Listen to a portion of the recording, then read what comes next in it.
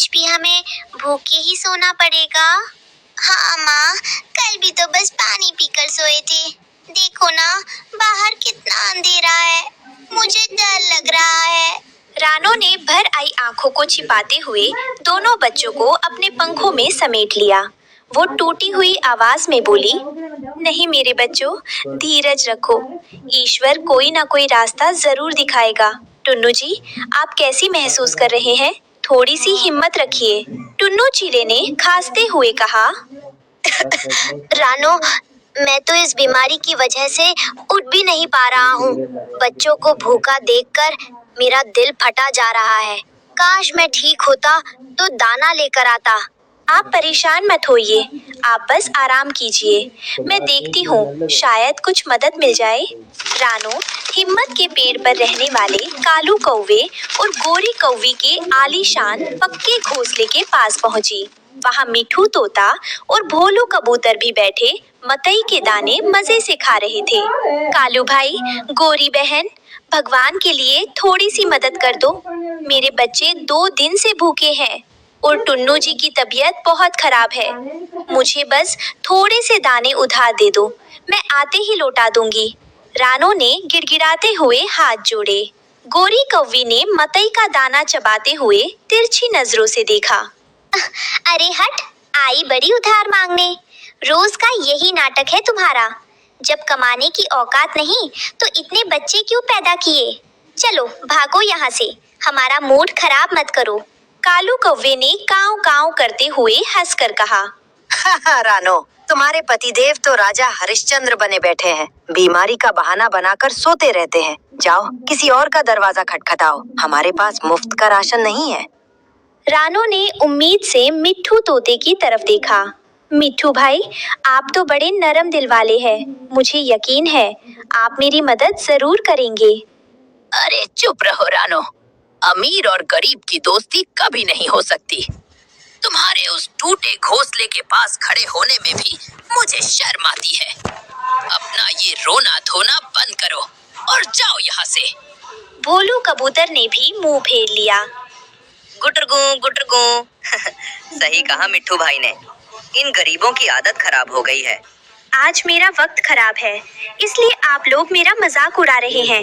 याद रखना, कुदरत का पहिया जब घूमता है तो अमीर को भी भिखारी बनते देर नहीं लगती। अभी रानो अपने घोंसले की तरफ लौट ही रही थी कि अचानक तेज आंधी चलने लगी। आसमान से आफत की बारिश बरसने लगी। हवा इतनी तेज थी कि बड़े बड़े पेड़ कांप रहे थे। बचाओ माँ, बचाओ! घोंसले से कुक्कू और गुड़िया की चीखें सुनाई दी। रानो तेजी से उड़कर पहुंची, लेकिन जैसे ही वो पहुंची, एक जोरदार हवा के झोंके ने उनके टूटे फूटे घोंसले को तिनका तिनका करके उड़ा दिया। रानो, बच्चों को संभालो। टुन्नू जी, कुक्कू, गुड़िया, रानो चिल्लाई। घोंसला पूरी तरह तबाह हो चुका था। रानो का परिवार बेघर हो चुका था। मूसलाधार बारिश में चारों पूरी तरह भीग रहे थे। ठंड के मारे बच्चों के पंख कांप रहे थे। माँ, बहुत ठंड लग रही है, हम कहाँ जाएं? रानो दोबारा हिम्मत जुटाकर कालू कौवे के घर के नीचे पहुंची। कालू भाई, दया करो, मेरा घोंसला टूट गया, मेरे बच्चे ठंड से मर जाएंगे, बस आज की रात अपने घर के छज्जे पर बैठ जाने दो। कालू कौवे ने खिड़की से मुंह निकाला और चिल्लाया, भाग यहाँ से भिखारी, अगर तुम्हें अंदर आने दिया तो तुम्हारी दरिद्रता हमारे घर में भी आ जाएगी, निकलो यहाँ से। उसने जोर से खिड़की बंद कर दी। रानो भागकर मिट्ठू तोते के पास गई। मिट्ठू भाई, मेरी गुड़िया को बचा लो, उसे बहुत तेज बुखार है। तुम्हारी हिम्मत कैसे हुई मेरे घर के पास आने की? भागो, नहीं तो चोंच मार मार कर अंधा कर दूंगा। पूरी दुनिया से धुतकारी गई रानो अपने बीमार पति और बच्चों को लेकर घने जंगल की तरफ बढ़ने लगी।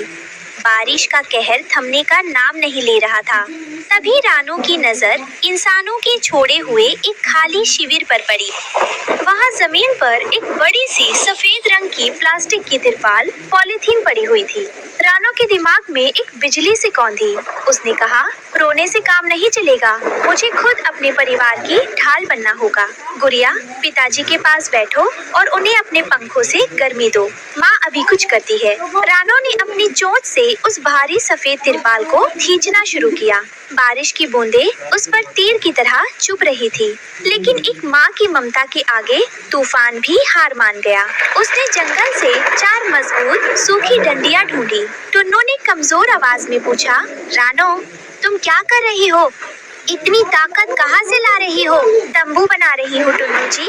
आज कुदरत और इंसान की छोड़ी चीज ही हमारा सहारा बनेगी। रानो ने चारों डंडियों को मिट्टी में गहराई से धंसाया और अपनी चोंच से तिरपाल के कोनों को उन डंडियों से बांध दिया।